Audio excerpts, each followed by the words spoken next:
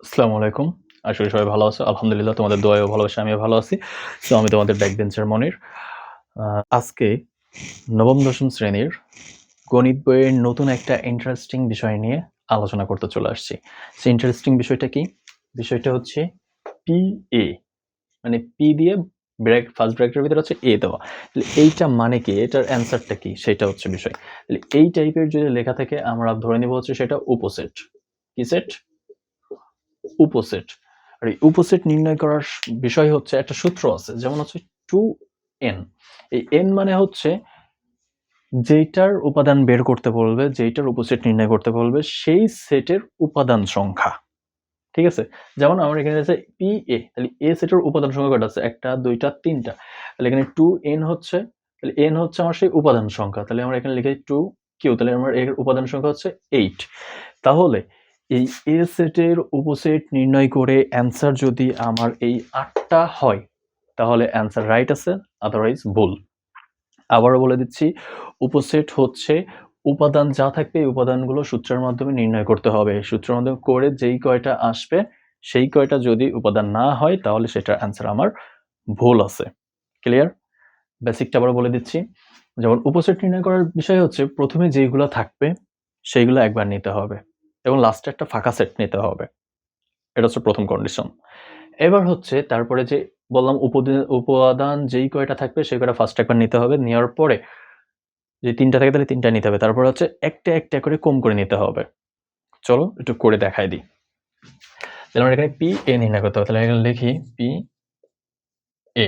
তাহলে আমি যেটা বললাম যে প্রথমে আমার যেই কয়টা উপাদান থাকবে সব কয়টা উপাদান আগে একবার নিয়ে নিতে হবে। আর যেই উপাদান একবার নেওয়া হয়ে যাবে সেটা দ্বিতীয়বার নেওয়া যাবে না। তাহলে এখানে লিখে ফেলি 1, 2, A। একবার নেওয়া হয়ে গেছে। তাহলে ৩ টা করে একবার নেওয়া গেছে, তার মানে দ্বিতীয়বার আর নেওয়া যাবে না। এবার তাহলে নিতে হবে হচ্ছে ২ টা করে। যেহেতু এখানে ৩ টা করে ছিল, একবার নেওয়া হয়ে গেছে। এবার যাবো আমি ২ টা করে। এগুলো নেওয়ার সিস্টেমও আছে। যাতে আমাদের ভুল না যায় সেক্ষেত্রে আমাদের মাথায় রাখতে হবে প্রথমটার সাথে প্রথমটা নেব, তারপর প্রথমটার সাথে আবার দ্বিতীয়টা নিব। এভাবে একটা করে যাবো। তাহলে আমার ৩ টা নেওয়া হয়ে গেছে। এবার নেব হচ্ছে ২ টা করে। তাহলে 1 এর সাথে 2, 1, 2।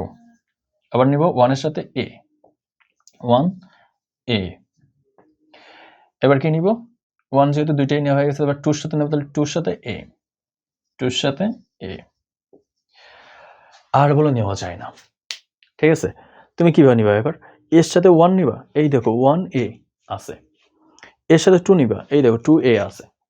খেয়াল রাখবো একটা বিষয় যে এই যে উপাদান যেভাবে নিব, একটা, একটা উপাদান মিল থাকবে, সমস্যা নাই। কিন্তু ২ টা উপাদানই যেন ২ ঘরের সাথে মিল না হয়ে যায়। যেমন এখানে আছে 1A, তুমি আরেকটা উপাদান নিয়ে নিছো A1। ২ টাই হলো সেম। দেখো এখানে A আছে, এখানেও আছে, এখানেও 1 আছে, এখানেও 1 আছে। এইরকম মিল যেন উপসেটের ভিতরে না হয়, আমাদের সেটা ভিন্নতা রাখতে হবে। ঠিক আছে? ঐরকম নিলে অবশ্যই সেটা কাটা যাবে। আমাদের ভিন্নতা রাখতে হবে যে একটা উপাদান মিলুক, কিন্তু ২ টা উপাদান যেন না মিলে। যেমন এখানে এই দেখো এর সাথে A মিল আছে, কিন্তু 2 এর সাথে হলো 1 মিল নাই। আবার এখানেও 1 এর সাথে আছে, এখানেও 1 আছে, কিন্তু ওই 2 আর A ২ টা হলো ভিন্নতা আছে। ক্লিয়ার? তাহলে ২ টা করে নেওয়া শেষ। এবার আমরা নিব হচ্ছে একটা করে। তাহলে প্রথমে নিব 1, তারপর নিব 2, তারপর নিব A।